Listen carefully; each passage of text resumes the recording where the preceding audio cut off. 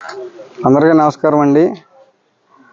August 15వ తారీఖున అన్నా క్యాంటీన్కి రాష్ట్ర ముఖ్యమంత్రి వర్యులు నారా చంద్రబాబు నాయుడు గారు రావటం జరిగింది గుడివాడ.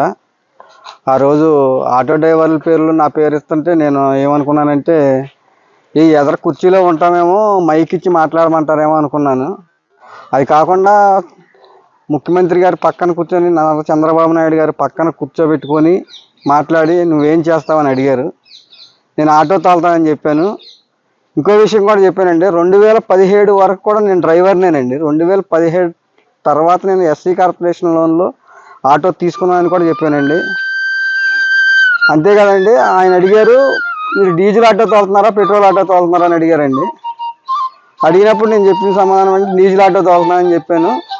అది ఖర్చు తగ్గియాలంటే ఎలా మార్గం అవుతుందని అడిగారు.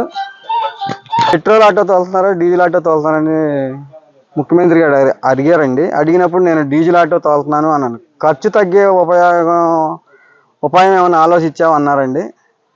అడిగినప్పుడు లేదండి, నేను దీన్ని తోలుకుంటా పిల్లల్ని చదివించుకుంటానికి సరిపోతుందండి, దాని ఆలోచన చేయలేదు అని చెప్పాను. అప్పుడు దాన్ని ఎలక్ట్రికల్ ఆటోగా మార్చడానికి నీకేమన్నా తెలిసిన వాళ్ళు ఉన్నారు, నీకేమన్నా ఐడియా ఏమన్నా ఉందా అని అడిగారు. దాని గురించి నాకు ఎటువంటి ఐడియా లేదండి, కానీ అది కొనాలంటే కాస్ట్ ఎక్కువ అవుద్దని చెప్పానండి. నేను సుమారు 3 లక్షలన్నర 4 లక్షలు ఉంటుందని చెప్పాను. చెప్పినప్పుడు కలెక్టర్ గారిని పిలిచి ఇతను గురించి ఆలోచించండి, అది కన్వర్ట్ చేయటానికి ఏమైనా కుదురుద్దేమో, ఆ ఇంజిన్ తీసేసి బ్యాటరీ పెడితే ఏమన్నా అవుద్దేమో అని మాట్లాడమన్నారండి.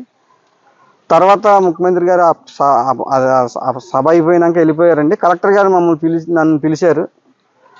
పిలిచి చాలా చోట్ల ఫోన్ చేశారండి, ఇంజనీర్లకు కానీ ఈ ఆటో మొబైల్ వాళ్ళకి ఫోన్ చేసి ఇలా మార్చడం కుదురుద్దా అని అడిగారండి. అడిగినప్పుడు అది ఇంకా మన రాష్ట్రంలో ఇంకా రాలేదంటండి. ఈ డీజిల్ ఇంజిన్ తీసి బ్యాటరీ అమర్చడం ఇంకా మన రాష్ట్రంలో ఇంకా రాలేదని అన్నారు. అన్నాక తర్వాత ఈ బ్రేక్ ఇన్స్పెక్టర్లను కూడా పిలిచారండి. వాళ్ళు అడిగారు, నీకు ఎలక్ట్రికల్ ఆటో ఇస్తారయ్యా, మరి నీకు ఏ కంపెనీ అయితే బాగుంటుంది అన్నారండి. అప్పుడు నేను తోటి డ్రైవర్లను కనుక్కుంటే అప్పి బ్యాటరీ బండి బాగుంటుందని చెప్పారు. అది తీసుకుంటానని చెప్పాను. అది గుడివాడలో కూడా లేకపోతే గుంటూరు నుంచి రప్పించినట్టున్నారండి. సమయం 8 ఆ టైం అయింది. అది వచ్చేసరికి కలెక్టర్ గారు కూడా వెళ్ళేటప్పుడు ఒక మాట చెప్పారండి, ఏ టైం అయినా బండి వేసుకొని ఇంటికి వెళ్ళమన్నారు, మిమ్మల్ని బండి తీసుకొని ఇంటికి వెళ్ళమని చెప్పారండి. ఆ బండి వేసుకొని నేను ఇంటికి వచ్చానండి. తర్వాత అది ఛార్జింగ్ పెట్టుకుంటాక ఛార్జింగ్ మెషిన్ అవన్నీ ఇచ్చారండి. అవి కూడా ఇప్పుడు వైర్లు లాగుతున్నారు.